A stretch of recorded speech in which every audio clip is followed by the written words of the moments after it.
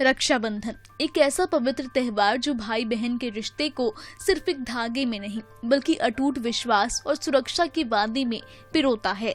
इस साल रक्षाबंधन 9 अगस्त यानी आज मनाया जा रहा है और राखी बांधने का शुभ मुहूर्त सुबह 5:47 से दोपहर 1:24 तक रहेगा।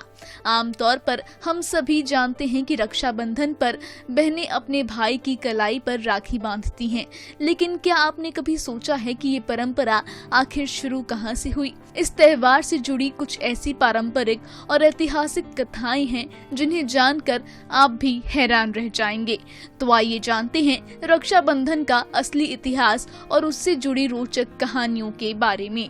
रक्षाबंधन का त्योहार श्रावण मास की पूर्णिमा तिथि को मनाया जाता है और ये भारत की प्राचीन संस्कृति और परंपराओं का प्रतीक है।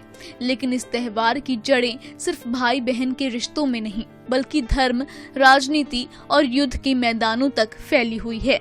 सबसे प्रसिद्ध कहानी आती है महाभारत काल से।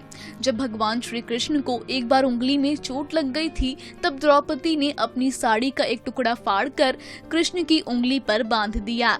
इस प्रेम और स्नेह के बदले कृष्ण ने द्रौपदी से वादा किया कि वो जीवन भर उसकी रक्षा करेंगे। यही वादा बाद में उस समय पूरा हुआ जब कौरवों ने द्रौपदी का चीरहरण करना चाहा और श्री कृष्ण ने चमत्कारिक रूप से उसकी रक्षा की।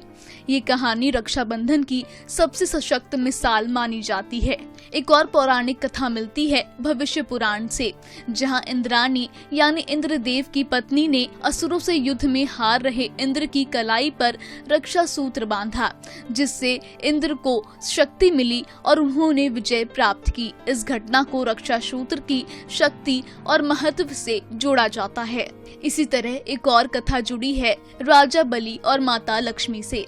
जब भगवान विष्णु वामन अवतार लेकर राजा बलि से उनका राज्य मांगने पहुँचे और फिर उन्हें पाताल लोक तक ले गए, तब देवी लक्ष्मी ने बलि को राखी बांधकर उन्हें भाई बनाया। बदले में बलि ने उन्हें पति विष्णु को वापस वैकुंठ ले जाने की अनुमति दी। इस कहानी से ये संदेश निकलता है कि रक्षाबंधन सिर्फ रक्त संबंध नहीं बल्कि भावनात्मक संबंध भी होता है।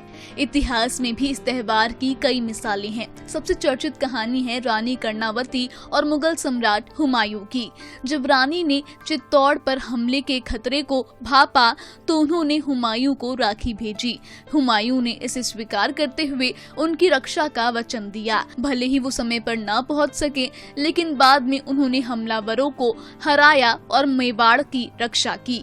आज भले ही रक्षाबंधन भाई बहन के रिश्ते का प्रतीक बन चुका है, लेकिन इन सभी कथाओं से साफ होता है कि ये पर्व नारी की रक्षा, संस्कृति की रक्षा और रिश्तों की पवित्रता का उत्सव है।